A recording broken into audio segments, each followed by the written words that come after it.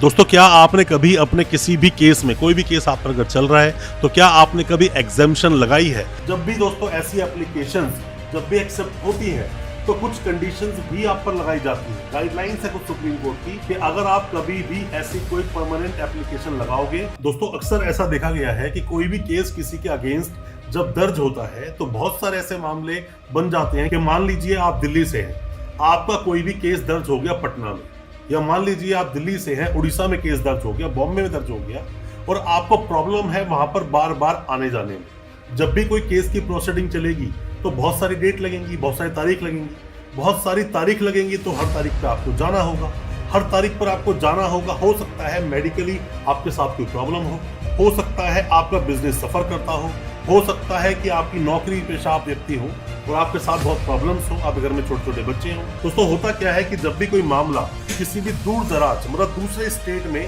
काफी दूर का वो स्टेट है, वहां पर आपका केस हो गया कोई भी, और किसी भी केस में आप बार बार वहां कोर्ट में नहीं जाना चाहते, तो ऐसे मामले में आप परमानेंट एग्जेम्पशन का हवाला ले सकते हैं। हालांकि परमानेंट एग्जेम्पशन की बात नहीं है इसमें। अगर आप देखोगे जो बोलता है the code of criminal procedure 1973 का जो हमारा एक्ट है, उसका सेक्शन 205 जब आप पढ़ते हो सीआरपीसी का, तो उसमें मेंशन जो लाइन है वो ये लिखा है, मजिस्ट्रेट में dispense with the personal attendance of accused. आपकी जो पर्सनल अटेंडेंस है उसके लिए आपको परमिशन दी जा सकती है कि आप बार बार कोर्ट को अटेंड ना करें।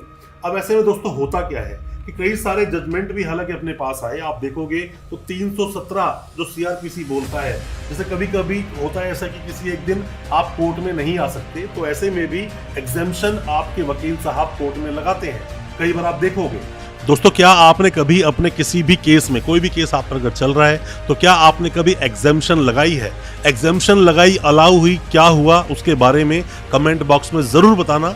हो सकता है दूसरे जो व्यूअर्स हैं उन्हें उससे कोई मदद मिल सके, हेल्प मिल सके, या फिर क्या आपको ऐसा पता था कि आप परमानेंट एग्जेम्पशन लगा सकते हो कोर्ट में, या फिर टेम्परेरी एग्जेम्पशन भी आप ले सकते हो, उसके बारे में भी आप जरूर बताना। हमें यहाँ पे कमेंट्स का इंतजार रहेगा। इसमें मैं आपको जजमेंट का एक हवाला देना चाहूंगा जिस जजमेंट का सहारा आप ले सकते हो, जैसे कि Rameshwar Yadav versus state of Bihar. इस मामले में दोस्तों हुआ क्या था कि जो ये व्यक्ति था, जो रामेश्वर जिसके अगेंस्ट ये केस दर्ज किया गया था, वो केस दर्ज हुआ पटना में और ये रहते थे पुणे में। तो इन्होंने एक एप्लीकेशन मूव की कि मैं बार बार, मेरे लिए आना पॉसिबल नहीं है, जब मेन प्रोसीडिंग्स होगी तब मैं आ जाऊंगा, या मेरे वकील साहब इस प्रोसीडिंग को देख लेंगे, तो बाकी चीज़ों के लिए या बाकी बार बार आने के लिए मुझे एग्जेम्प्ट किया। जब उसने एप्लीकेशन लगाई तो लोअर कोर्ट ने इस एप्लीकेशन को डिसमिस मार दिया।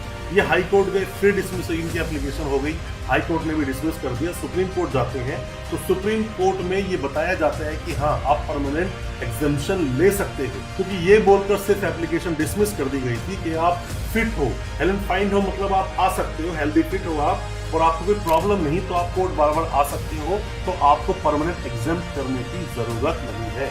डिस्टेंस की बात नहीं की गई थी, डिस्टेंस काफी था, 1700-1800 किलोमीटर का, तो बाद में परमिशन दी गई कि हाँ, बार बार कोर्ट मत आइए। जब भी दोस्तों ऐसी एप्लीकेशंस जब भी एक्सेप्ट होती है तो कुछ कंडीशंस भी आप पर लगाई जाती है। गाइडलाइंस है कुछ सुप्रीम कोर्ट की कि अगर आप कभी भी ऐसी कोई परमानेंट एप्लीकेशन लगाओगे, परमानेंट एग्जेम्पशन की 205 में आप एप्लीकेशन लगाते हो, तो कुछ चीजें हैं, जैसे क्या क्या आप ध्यान रखोगे कि आपकी जो परमानेंट एग्जेम्पशन जो एक्सेप्ट की कोर्ट ने, उसमें आपके वकील साहब सभी तारीखों पर आएंगे और किसी भी तरह से जो ट्रायल चलाया जाता है, जो ट्रायल चलाया जाएगा, कोर्ट की पूरी जो प्रोसीडिंग होगी वो किसी भी तरह से डिस्टर्ब नहीं होनी चाहिए।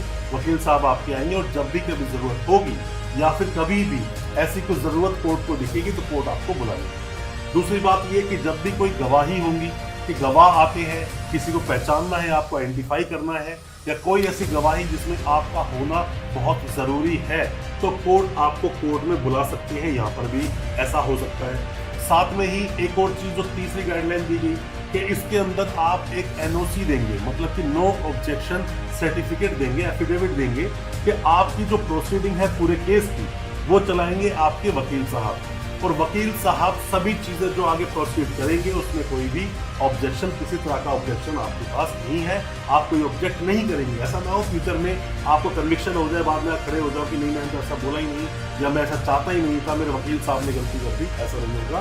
वो पूरी प्रोसीडिंग आपके वकील साहब के द्वारा चलाई जाएगी। आप अपने वकील साहब से हर तरह की स्टेटस ले सकते हो, अपडेट ले सकते हो। यहाँ पर दोस्तों एक और जजमेंट भी आया था जिसके अंदर की पुनीत दालमिया वर्सेस सीबीआई था। इसमें भी ये बताया गया, जो पुनीत दालमिया है इन्होंने मेंशन किया उसके अंदर कि मेरा बिजनेस बहुत ज़्यादा इफेक्ट करता है, बहुत प्रॉब्लम होती है मेरे बिजनेस में, सफ़र कर रहा है बहुत ज़्यादा, बार बार कोर्ट आना जाना मेरे लिए पॉसिबल नहीं है, तो इसमें मुझे परमानेंट एग्जाम किया जाए। तो ऐसे में भी सुप्रीम कोर्ट ने यहाँ पर भी परमानेंट एग्जामेशन दी। ऐसे केस में भी तो आप अपने मामले में भी परमानेंट एग्जामेशन की बात कर सकते हैं। आप नहीं कोर्ट आना चाहते बार बार तो ना आए, बट वहाँ पर आपके वकील साहब उस केस की पैरवी को पूरा करेंगे। और दोस्तों नॉर्मली आप अगर देखोगे तो एक दिन 2 दिन के लिए तो एग्जामेशन कोर्ट में लगना ये आम है। हम हमेशा देखते हैं कोर्ट में, हम खुद अपने जो क्लाइंट्स होते हैं उनकी भी एग्जामेशन लगानी पड़ जाती है। कई बार वो शादी ब्याह में बिजी होते हैं, कई बार घर में कोई बीमार है, वो खुद बीमार है, खुद की पर्सनल कोई प्रॉब्लम हो सकती है जिसमें वो उस डेट तो कोर्ट में नहीं आ सकते। किसी की तबीयत दोस्तों कभी भी खराब हो सकती है, कोई डेथ किसी की हो सकती है। तो ऐसे में जो आप कभी कभी टेम्परेरी एग्जामेशन जो होता है उस दिन, जिस दिन क्या कोर्ट में डेट थी, उस दिन हाजिरी माफी के लिए भी आप नॉर्मली एप्लीकेशन देखोगे वकील साहब कोर्ट में लगाते हैं। पर परमानेंट एग्जामेशन का भी आप यहाँ पे हवाला ले सकते हो, उसका भी सहारा ले सकते हो। कोई भी किसी तरह के सवाल दोस्तों आपके दिल में है, कुछ भी आप जानना चाहते हैं, कुछ भी आप पूछना चाहते हैं, कमेंट बॉक्स में सवाल आप जरूर पूछना। हो सकता है हम आपको रिप्लाई कर सकें, हो सकता है आपकी हेल्प कर सकें। कुछ जानना चाहते हो अपने केस के बारे में तो आप व्हाट्सएप करें, हम आपको उसका भी रिप्लाई देंगे। दोस्तों उम्मीद करता हूँ आज का हमारा वीडियो आपको अच्छा लगा होगा। अच्छा लगा हो आज का वीडियो, हमारे चैनल को अभी सब्सक्राइब करें, साथ में लगा बेल आइकन जरूर दबा दें ताकि इसी तरह की लीगल अवेयरनेस की वीडियोस हम आपके लेकर आ सके सबसे पहले। बहुत बहुत शुक्रिया, तो धन्यवाद हमारे इस वीडियो के साथ बने रहिए।